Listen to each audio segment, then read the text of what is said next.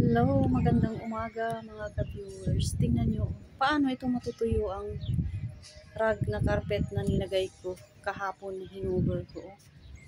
Yan oh. Tapos niya bigla na lang bigla na lang, tingnan nyo wala kayong makita sa wala kayong makita na house doon sa kabila kasi nagfa-fog niya yung hangin, ano yung hangin malamig, sobrang lamig yan hindi mo makita, ulap yan ulap yan nag-anuhan yung ulap, hindi mo makita ang mga bahay doon doon sa kabila hindi mo makita yan sobrang ng ulap yan, di ba? Kaya na lang ako, nag-sweater na lang naman ako at naglagay sa ulo ko ng kasi hindi mo sobra ang hangin, malamig, yan ulap. Ganyan. Yan yung pakita ko dyan sa kabila. Dito sa likod ng kwarto.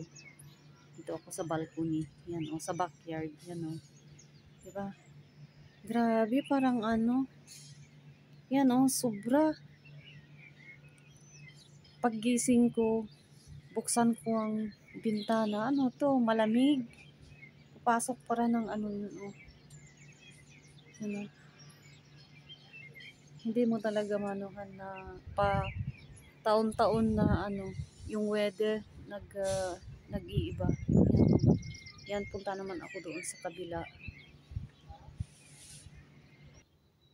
Yan na mga kaisno. Tingnan nyo. Ay, mga kaisno. Sorry. Tingnan mga ka-viewers. Tingnan nyo Yan Yan ang nagawa ko kahapon na malalaking carpet na yan.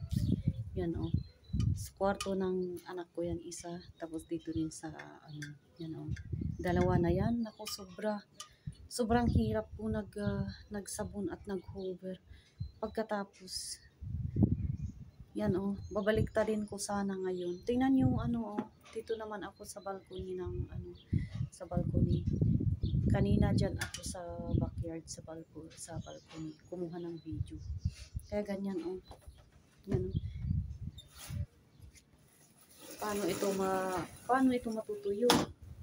Yan ang aga-aga pa nagfa-fog. Yan pero doon sa kabila na unang video na yun ko yan sobrang yung fog. Kaya ito ganyan laki na yan. Dalawang na yan.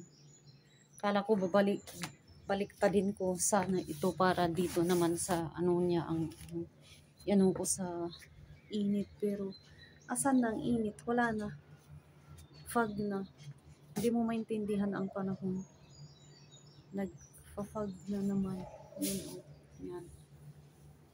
Kaya, maraming salamat sa panonood mga ka-viewers. Thank you for watching. Have a blessed Tuesday everyone.